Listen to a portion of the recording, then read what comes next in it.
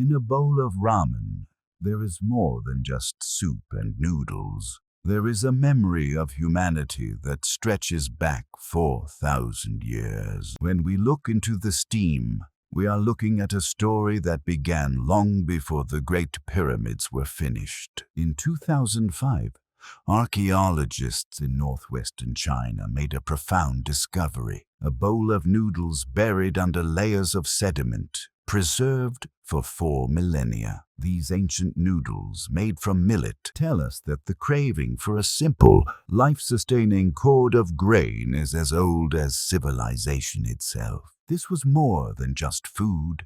It was a technological innovation in human history. Over thousands of years, the wisdom of the noodle traveled across the Silk Road, over mountains and through deserts, evolving with every culture it touched. Although its shape, ingredients, and flavor changed, its core purpose remained constant. That purpose was to provide comfort and energy to those who work hard. When this ancient wisdom finally reached the shores of Japan, it found its ultimate home for transformation. However, to understand the modern ramen we love today, we must realize that it is not merely an ancient dish. It is a modern masterpiece born from a century of trial, error, and immense passion, a culmination of thousands of years of human migration and Japan's unique spiritual refinement. Today, we embark on a journey to decode the mystery of how a simple combination of flour and water became the soul of a nation. The official story of Japanese ramen begins in the late 19th century. As Japan opened its port cities to the world, Chinese in Yokohama and Hakata brought with them a dish known as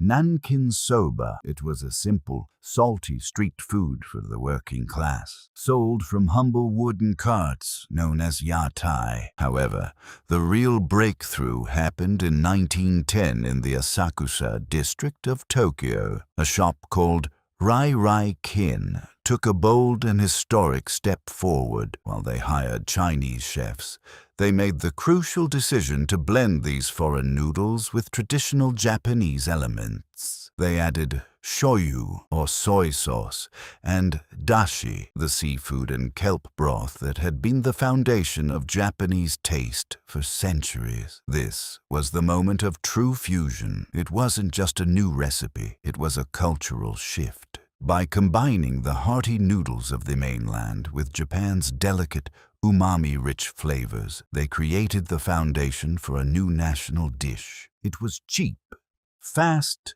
and incredibly flavorful. Working-class people busy modernizing the country found exactly what they needed in this bowl. Little did they know that this humble dish would soon face the greatest challenge in the nation's history. The most painful chapter in this history arrived in 1945. After World War II, Japan was a nation in ruins. The cities were burned, the infrastructure was destroyed, and the rice fields were empty. Food supplies had completely vanished, and millions of people were on the verge of starvation. Rice, which had been the sacred heart of Japanese culture for over 1,000 years, was almost impossible to find. People were living in the freezing cold amidst the rubble of their former homes. It was during this dark era that a simple mix of flour and water saved a nation. Wheat flour, provided as humanitarian aid, became the secret to survival. In the ruins of the cities,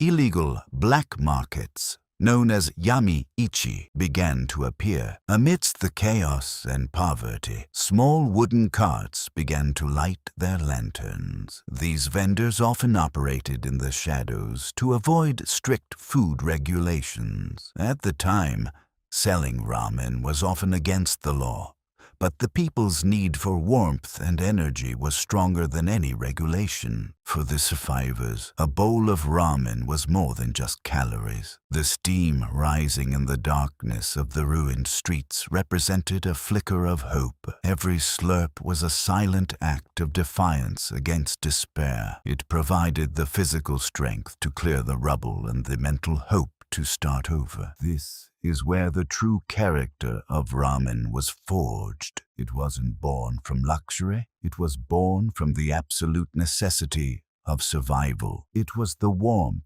that allowed people to believe in a tomorrow. This era defined the indomitable spirit of a nation that refused to give up. As Japan entered its era of rapid economic growth in the 1950s and 60s, ramen evolved at the same speed as the nation. It became the essential energy for the factory workers, students, and salarymen who were building the modern world. In 1958, a massive innovation occurred in a tiny wooden shed in Osaka. Momofuku Ando invented instant noodles.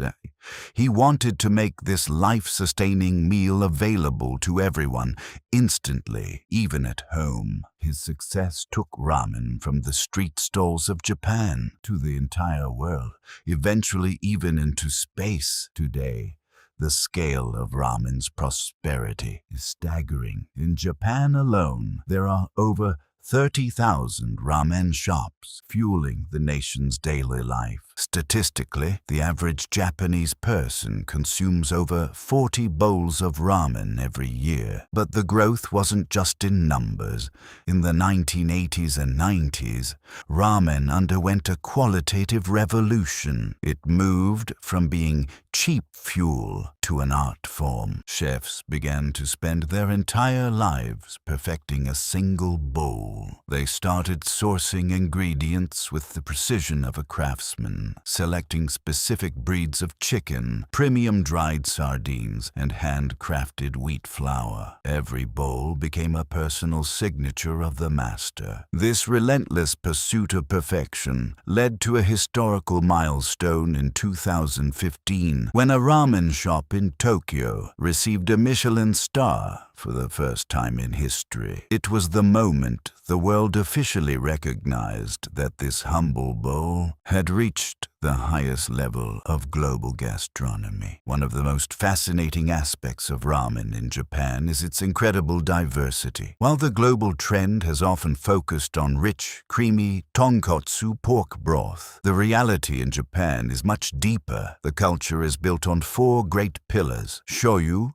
shio, miso, and tonkotsu. From these roots, thousands of regional styles have branched out, reflecting the local climate and soul. In the freezing north, Sapporo's ramen was designed to fight sub-zero winters with rich miso. In the south, the intense passion of the people is reflected in the long-boiled pork bone broths of Kyushu. Today, creativity never stops, with new forms like tsukemen, or even modern vegan ramen. Beyond the flavors, the most important part of the experience is the ritual. When you visit a real shop in Japan, the protocol is simple but profound. You step inside, buy a ticket from a machine, and sit at the narrow counter. This proximity to the chef is vital. You can see the steam and hear the craft. When the bowl arrives, don't hesitate. In Japan, we slurp the noodles loudly. To some,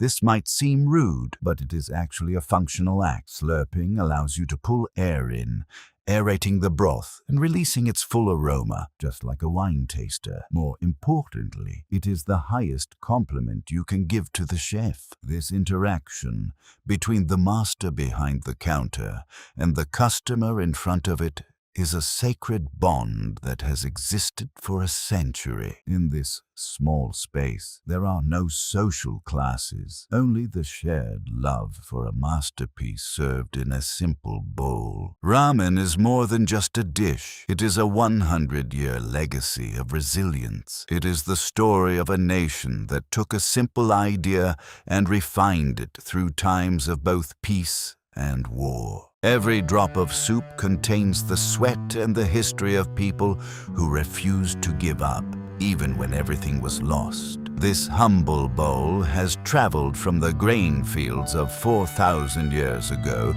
through the black markets of 1945 and onto the Michelin-starred counters of today. It stands as a symbol of Japan's indomitable spirit. As we conclude our journey, I want to introduce you to the places where this living history continues to thrive.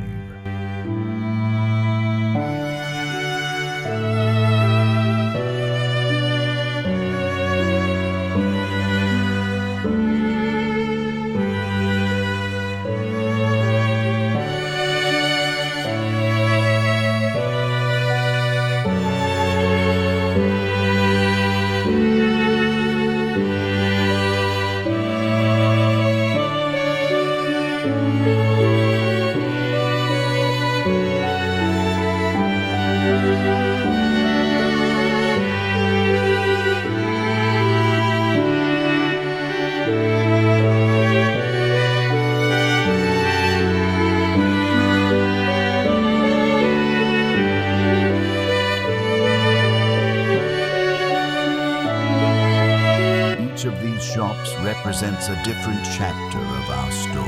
Whether it is the classic shoyu that honors the traditions of 1910 or the innovative bowls defining the future, they all share the same soul.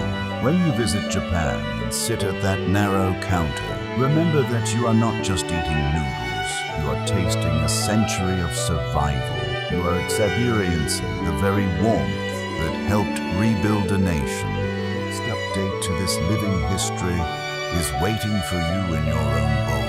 Thank you for traveling through time with me. Please enjoy the masterpiece.